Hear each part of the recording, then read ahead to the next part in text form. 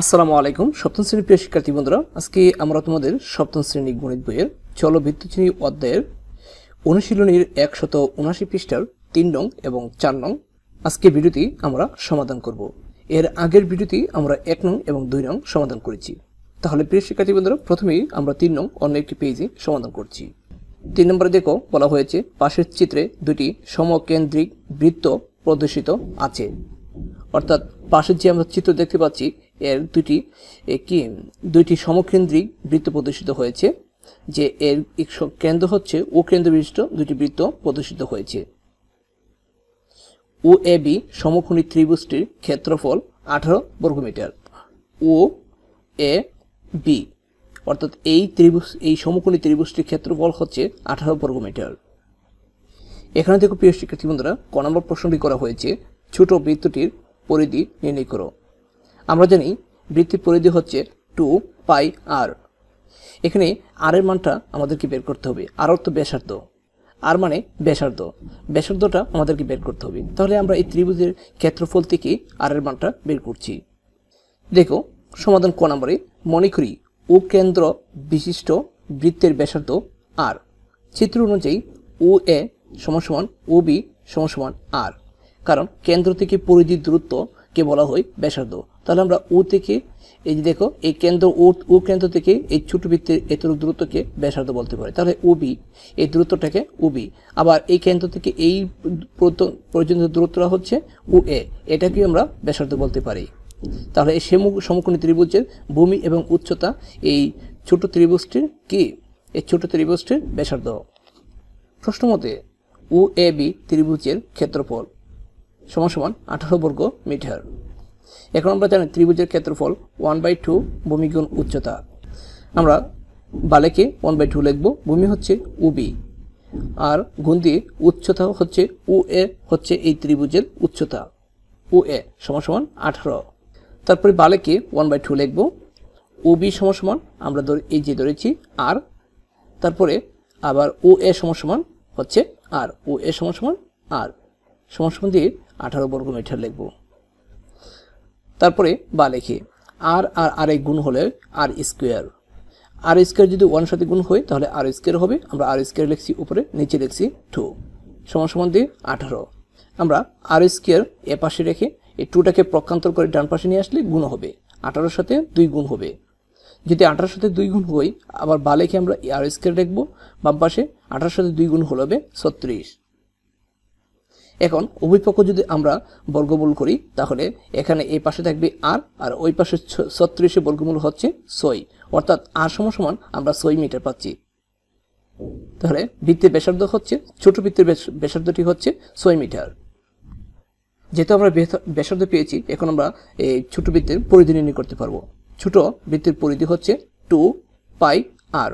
তাহলে আমরা এখানে 2 দিলাম, গুণ চিহ্ন দিয়ে এই পায়ের মান হচ্ছে 3.14 গুণ চিহ্ন দিয়ে আর এর মান পাচ্ছি আমরা 6 মিটার, 6 লিখলাম। এখন প্রিয় শিক্ষার্থী বন্ধুরা, তোমরা যদি এই 2 গুণ 3.14 গুণ 6 যদি ক্যালকুলেশন করো তাহলে পাইবা 37.68 মিটার। অর্থাৎ ছোট বৃত্তটির পরিধি হচ্ছে 37.68 মিটার।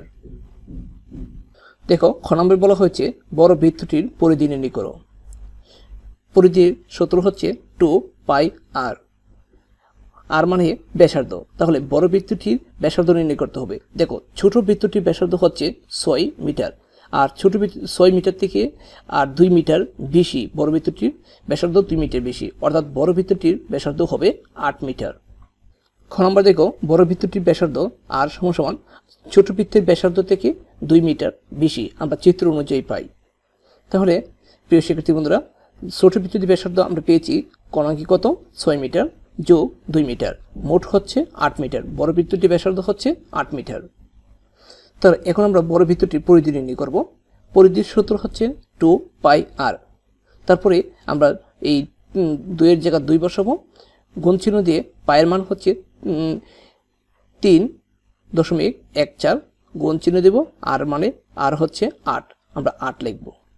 অর্থাৎ এই বড় বৃত্তের ব্যাসার্ধ হচ্ছে 8 মিটার, আমরা 8 লিখলাম। এখন 2 গুণ 3.14 গুণ 8 যদি ক্যালকুলেশন করি আমরা পাবো 50.24 মিটার। তাহলে বড় বৃত্তটির পরিধি হচ্ছে 50.24 মিটার। তারপরে প্রিয় শিক্ষার্থী বন্ধুরা, ছোট বৃত্তটি, এখানে গ নম্বর বলা হয়েছে ছোট বৃত্তটির ক্ষেত্রফল নির্ণয় করো। তাহলে আমরা জানি ক্ষেত্রফলের সূত্র হচ্ছে পাই আর স্কয়ার। তাহলে ছোট বৃত্তের ব্যাসার্ধ হচ্ছে 6 মিটার। ধরে আমরা ছোট বৃত্তটির ক্ষেত্রফল নির্ণয় করছি। দেখো প্রিয় শিক্ষার্থী বন্ধুরা, গ নম্বরে যে ছোট বৃত্তের ব্যাসার্ধ হচ্ছে আর সমান 6 মিটার, আমরা ক হতে পাই। তাহলে ছোট বৃত্তটির ক্ষেত্রফল পাই আর স্কয়ার। পায়ের মান হচ্ছে 3.14, আর এর মান হচ্ছে 6 এর উপর স্কয়ার। 6 এর 3.14 গুণ 6 এর উপর স্কয়ার হলে 36 হয়, আমরা 36 লিখলাম। এখন 36 এর সাথে যদি 3.14 গুণ করা হয় তাহলে হবে 113.04 বর্গমিটার। ছোট বৃত্তটির ক্ষেত্রফল পাচ্ছি 113.04 বর্গমিটার। তারপরে আমরা গ নম্বর প্রশ্নটি সমাধান করব। গ নম্বর বলা হয়েছে যে বড় বৃত্তটির ক্ষেত্রফল নির্ণয় করো। এখন আমরা বড় বৃত্তটির ক্ষেত্রফল নির্ণয় করব। দেখো গ নম্বরে বড় বৃত্তের ব্যাসার্ধ হচ্ছে 8 মিটার। তাহলে বড় বৃত্তটির ক্ষেত্রফল পাই আর স্কয়ার। তার প্রিয় শিক্ষার্থী বন্ধুরা, এখানে এই পায়ের মান হচ্ছে 3.14 আর এর মান হচ্ছে 8 পি স্কয়ার। এখন 3.14 লেখি গুণ চিহ্ন দিয়ে 18 পি স্কয়ার মানে হচ্ছে 64, আমরা 64 লিখলাম। 64 সাথে যদি 3.14 গুণ করা হয় তাহলে 200.96 বর্গমিটার হবে। অর্থাৎ বড় বৃত্তটির ক্ষেত্রফল হচ্ছে 200.96 বর্গমিটার। তারপর প্রিয় শিক্ষার্থী বন্ধুরা, ও নম্বর প্রশ্ন বলা হয়েছে সবুজ অংশের ক্ষেত্রফল নির্ণয় করো। দেখো এই বৃত্তটির মধ্যে এই সবুজ অংশের ক্ষেত্রফলটা আমাদেরকে নির্ণয় করতে হবে। তাহলে আমরা এই বড় বৃত্ত বলতে সম্পূর্ণটা, বড় বৃত্তের ক্ষেত্রফল থেকে আমরা যদি ছোট বৃত্তের ক্ষেত্রফলটা বিয়োগ করি তাহলে আমরা সবুজ অংশের ক্ষেত্রফলটা পেয়ে যাব। দেখো ও নাম্বার বড় বৃত্তের ক্ষেত্রফল হচ্ছে 200.96 বর্গমিটার, গ হতে পাই। আর ছোট বৃত্তের ক্ষেত্রফল হচ্ছে 113.04 বর্গমিটার, গ হতে পাই। সবুজ অংশের ক্ষেত্রফলটা হবে বড় বৃত্তের ক্ষেত্রফল বিয়োগ ছোট বৃত্তের ক্ষেত্রফল। অর্থাৎ বড় বৃত্তের ক্ষেত্রফল থেকে আমরা ছোট বৃত্তের ক্ষেত্রফলটা বিয়োগ করব। সেক্ষেত্রে প্রিয় শিক্ষার্থী বন্ধুরা, বড় বৃত্তের ক্ষেত্রফল হচ্ছে 200.96 আর ছোট বৃত্তের ক্ষেত্রফল হচ্ছে 113.04 বর্গমিটার। 200.96 থেকে যদি আমরা 113.04 বিয়োগ করি তাহলে পাবো 87.92 বর্গমিটার। অর্থাৎ সবুজ অংশের ক্ষেত্রফল হচ্ছে 87.92 বর্গমিটার। প্রিয় শিক্ষার্থী বন্ধুরা, এখন আমরা 4 নম্বর প্রশ্নটি সমাধান করব। দেখো এখানে বলা হয়েছে একটি পুরাতন ক্যালেন্ডারের পিছনের পৃষ্ঠায় 15 সেন্টিমিটার ব্যাসার্ধের বৃত্ত আঁকো। এবার ক্যালেন্ডারের বৃত্তাকৃতি অংশটুকু কেটে নাও। আমরা একটি 15 সেন্টিমিটার একটি ক্যালেন্ডারের মধ্যে বৃত্ত এঁকে নিয়েছি। 15 সেন্টিমিটার ব্যাসার্ধ বিশিষ্ট একটি বৃত্ত এঁকে নিয়েছি। তারপর বলা হয়েছে বৃত্তাকৃতি অংশ থেকে 2.5 সেন্টিমিটার ব্যাসার্ধের দুইটি বৃত্তাকৃতি অংশ। অর্থাৎ এই বড় বৃত্তটির ভিতরে, অর্থাৎ 15 সেন্টিমিটার ব্যাসার্ধ বৃত্তের ভিতরে দুইটা বৃত্ত আঁকতে হবে, যার প্রতিটি ব্যাসার্ধ হচ্ছে 2.5 সেন্টিমিটার। দেখো আমরা দুইটা এঁকে নিয়েছি, 2.5 সেন্টিমিটার বিশিষ্ট 2.5 সেন্টিমিটার ব্যাসার্ধ বিশিষ্ট দুইটি বৃত্ত আমরা এঁকে নিয়েছি। ঠিক আছে। তারপর দিকে বলা হয়েছে 3.2 সেন্টিমিটার দৈর্ঘ্য এবং 2 সেন্টিমিটার প্রস্থের একটি আয়তাকৃতি অংশ কেটে ফেলে দাও। এই দেখো আমরা একটি আয়তাকৃতি যার দৈর্ঘ্য হচ্ছে 3.5 সেন্টিমিটার এবং এই প্রস্থ হচ্ছে 2 সেন্টিমিটার। তারপরে বলা হয়েছে বাকি অংশটুকু তোমার পছন্দ মতো রং করো। আমরা বাকি অংশটুকু পছন্দ মতো রং করে নিলাম। তোমার রং করা অংশের ক্ষেত্রফল নির্ণয় করো। এখন আমাদের এই রং করা অংশের ক্ষেত্রফল নির্ণয় করতে হবে। সারসংক্ষেপে বলে দিচ্ছি যে প্রথমেই আমরা এই বড় বৃত্তটির ক্ষেত্রফল নির্ণয় করব। তারপরে আমরা এই ছোট দুটির ক্ষেত্রফল এবং এই আয়তাকৃতি ক্ষেত্রফল নির্ণয় করে আমরা এই বড় বৃত্ত থেকে বিয়োগ করলেই আমরা এই রং করা অংশের ক্ষেত্রফলটা পেয়ে যাব। তাহলে প্রিয় শিক্ষার্থী বন্ধুরা, এটা সমাধান করছি। দেখো এখানে বড় বৃত্তটির ব্যাসার্ধ হচ্ছে 15 সেন্টিমিটার। দেখো বড় বৃত্তটির ব্যাসার্ধ হচ্ছে 15 সেন্টিমিটার। তাহলে বড় বৃত্তটির ক্ষেত্রফল পাই আর স্কয়ার। পায়ের মান জানি আমরা 3.14, গুণ চিহ্ন দিয়ে আর এর মান হচ্ছে 15, অর্থাৎ আর মানে হচ্ছে ব্যাসার্ধ। এখানে আমরা সমান 3.14 15 স্কয়ার মানে হচ্ছে 225, ঠিক আছে। 15 বর্গ হচ্ছে 225। এখন 225 এর সাথে যদি আমরা 3.14 গুণ করি তাহলে 706.5 বর্গ সেন্টিমিটার পাবো। অর্থাৎ বড় বৃত্তটির ক্ষেত্রফল হচ্ছে 706.5 বর্গ সেন্টিমিটার। তারপরে প্রিয় শিক্ষার্থী বন্ধুরা, এই ছোট বৃত্ত দুটি প্রত্যেকের ব্যাসার্ধ হচ্ছে 2.5 সেন্টিমিটার। এখন আমরা ছোট দুইটি বৃত্তের ক্ষেত্রফল নির্ণয় করব, ঠিক আছে। তাহলে প্রত্যেকটি ক্ষেত্রফল হচ্ছে 2.5 সেন্টিমিটার। তাহলে ছোট বৃত্ত দুটির মোট ক্ষেত্রফল আমরা জানি বৃত্তের ক্ষেত্রফল হচ্ছে পাই আর স্কয়ার। এখন যেহেতু এখানে দুইটি বৃত্ত, সেজন্য আমরা 2 গুণ পাই আর স্কয়ার দিলাম, ঠিক আছে। একটি হলে পাই আর স্কয়ার দেবো, যেহেতু দুইটা একই মাপের সেজন্য আমরা 2 গুণ পাই আর স্কয়ার দিলাম। তারপর প্রিয় শিক্ষার্থী 2 গুণ পায়ের মান হচ্ছে 3.14 আর আর এর মান হচ্ছে 2.5, এর উপর স্কয়ার হবে 2.5। তারপরে আমরা সমান দিয়ে 2 গুণ 3.14 লিখবো।